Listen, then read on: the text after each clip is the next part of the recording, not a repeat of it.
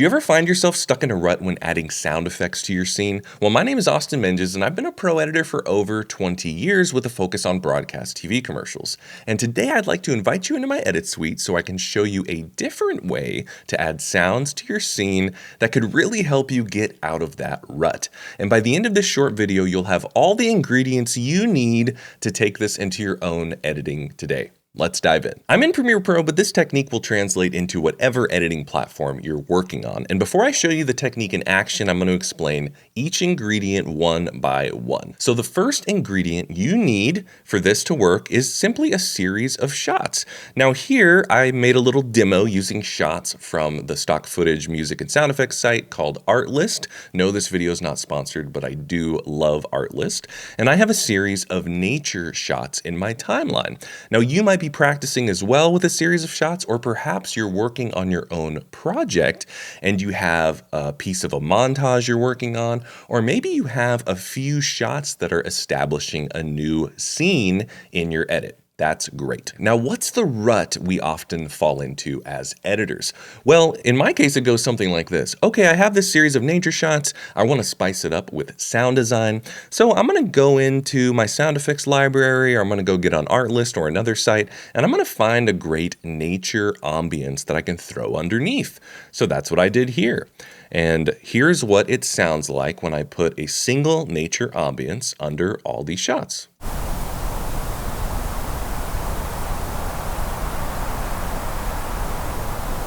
Okay, you get the idea. Now, is that a valid technique? Absolutely. We're going to use this all the time. It creates a nice flow. It creates consistency. It's a great technique. But what if I told you about another way to do this that'll help get you out of this rut? Well, here's ingredient 2 for this new technique. Next time you're in a situation like this, instead of finding one sound to go under all those shots, in my case, it's these 8 nature shots, I want you to find a unique ambience for each of the shots. Let me show you what I mean. So here in my timeline now, I have 8 nature ambiences, and they're all a little bit different, but they're still sort of in the same world. So let me give you an example of what some of these sound like.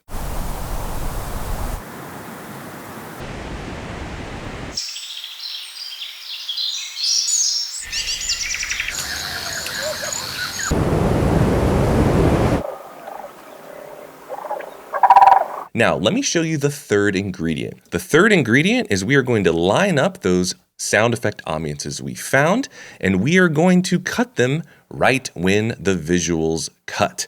And that's what I have here.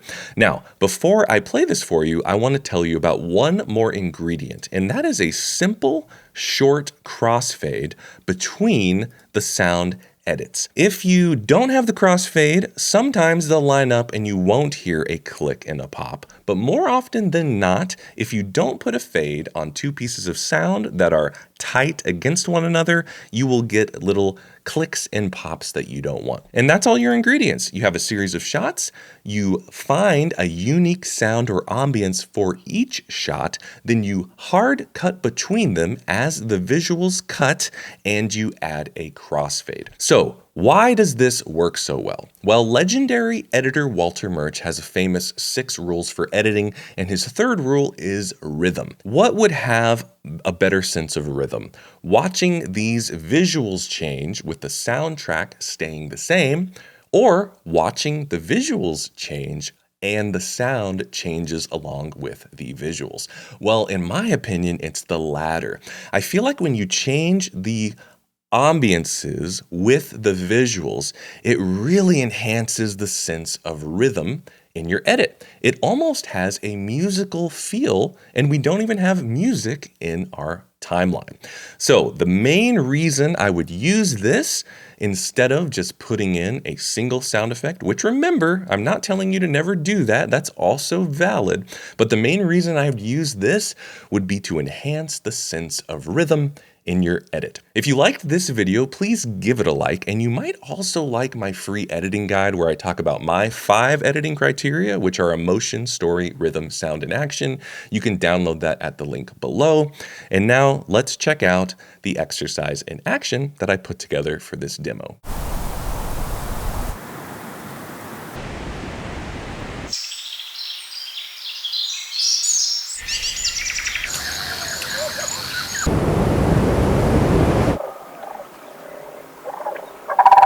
And if you liked this video, you might want to check out this one next. Happy editing.